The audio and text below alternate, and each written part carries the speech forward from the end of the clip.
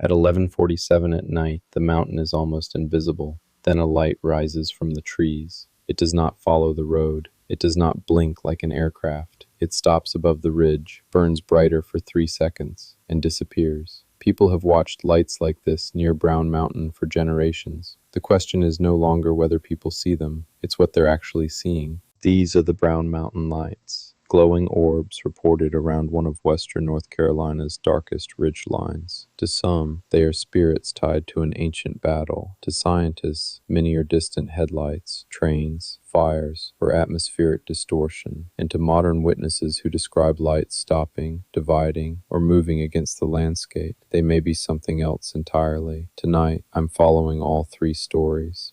Long before observation decks, highways, and electric lights, indigenous communities knew these mountains as lived territory, not empty wilderness. Later storytellers connected the strange lights to Cherokee and Catawba history. The best-known version describes a great battle near the mountain, followed by women carrying torches through the darkness, searching for warriors who never returned. Their lights, the story says, never stopped searching. In the legend, the lights are not monsters or warnings. They are grief made visible. Each glow represents someone moving through the mountain, refusing to abandon the missing. That may explain why the story survived. The lights do not chase people, they search. But there is a complication. The story is often called ancient Cherokee tradition, yet the written trail connecting it to the Brown Mountain lights appears much later. Here is the part most versions leave out. The battle story is widely repeated, but I could not find a primary Cherokee source confirming it as an original tribal account of these lights. Researchers have argued that the native connection entered the printed legend much later. That does not make the story meaningless, but it does mean we should call it what the evidence supports: Appalachian folklore attributed to Cherokee and Catawba history, not verified Cherokee testimony.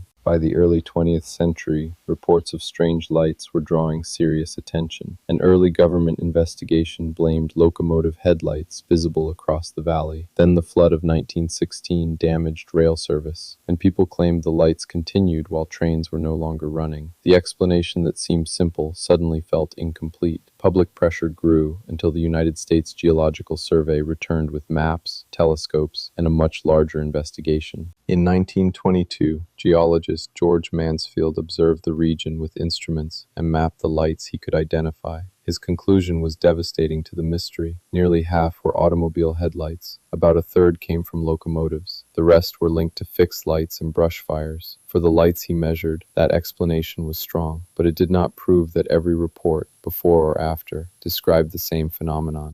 Witnesses do not always describe a distant light traveling steadily through the valley. Some report one orb becoming several. Others describe lights rising vertically from the forest, hovering, changing color, or disappearing without crossing the ridge. White is most common. Red, blue, and yellow have also been reported. Distance can deceive the eye, but movement is what keeps the mystery alive. Decades after the government report, Appalachian State researchers aimed low-light cameras toward Brown Mountain night after night. Most recordings showed familiar sources: cars, aircraft, fires, and ordinary lights. Then, in 2016, more than one camera captured the same bright object hovering above the mountain. The researchers could not identify it. That did not make it extraterrestrial, but it did make it unexplained. As American culture became fascinated with flying saucers, the meaning of the Brown Mountain lights changed again. Spirits became probes, lanterns became craft. The mountain became a possible observation point, or even a doorway. There is no confirmed evidence of extraterrestrial activity here, but the modern theory asks a provocative question. What if the lights are not reflecting from the valley below, but arriving from somewhere above? So what are the Brown Mountain lights? Many are almost certainly cars, trains, fires, aircraft, and distorted light traveling through layers of mountain air. The old Cherokee attribution may belong more to later Appalachian storytelling than verified tribal history, and aliens remain a theory without proof. But one fact keeps this mystery alive. Every time we explain the lights people saw yesterday, someone reports a different light tomorrow. Maybe the mystery is not one phenomenon. Maybe Brown Mountain is where many different mysteries overlap.